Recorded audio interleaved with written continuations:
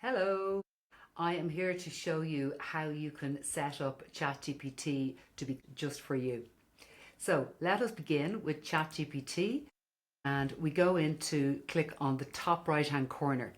So click on your lovely smiling face and then you're going to click on Customize ChatGPT. So customizing ChatGPT is a really good idea because it means that you're telling the tool what kind of a person are you. So for example, I'd be putting in, I'm a marketer, I'm an entrepreneur. Somebody else might put in that they're a Python programmer. So it's going to give its answers that are much more tailored to the Python programmer in one way and to me in another way. So fill in your name. For the what do you do, just fill in a little bit about your professional background and your work. In terms of the traits that you would like ChatGPT to have, let me just open this up a little bit more. I like to say, always use British English in your answers, if that's what your choice is. I say I prefer short, succinct answers. You can go a deep dive.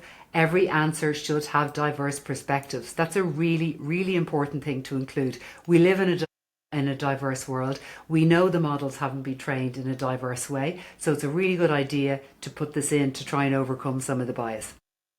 Do not use overused AI-generated terms like leverage, journey, resonate, unlock, supercharge, top-notch. You know the ones I mean. Be creative with your language. I enjoy unusual metaphors. So that's what I have in for my second section, what traits should ChatGPT have. And then you can fill in at the end anything else that ChatGPT should know about you. You can fill that in. So what you need to do is you enable it for new chats. You hit save, and then what you're going to do is you are going to copy and paste this, and I'm going to just move this into the same space, and then I'm going to copy it all, and now I'm going to show you where you can copy the same thing and bring it over into Claude. Hello Claude.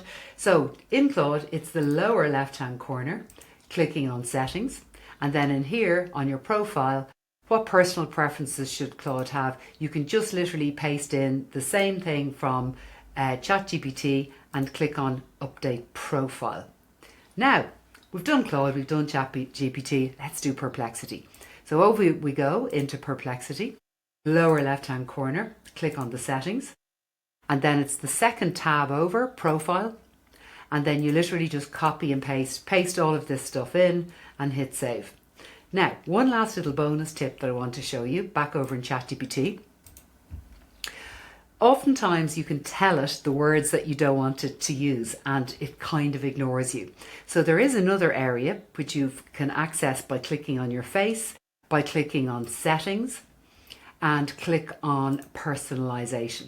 So this area here is called memories. So what you want to do first of all is you want to turn on the memories, and what it actually does is this is like a kind of a competing part of ChatGPT that is where you can tell it, or it saves a kind of a picture of who you are.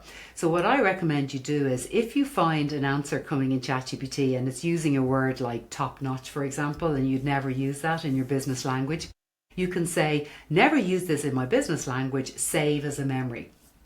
And what it'll do then is it will save in this area here. So what I find is the combination of having your customization settings and save as a memory can make sure you get the kind of language you want out of the model.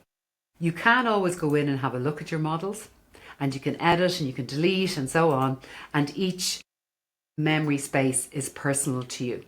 So without further ado, go into Claude, Perplexity and ChatGPT, add your customization settings, and then come back and join me later.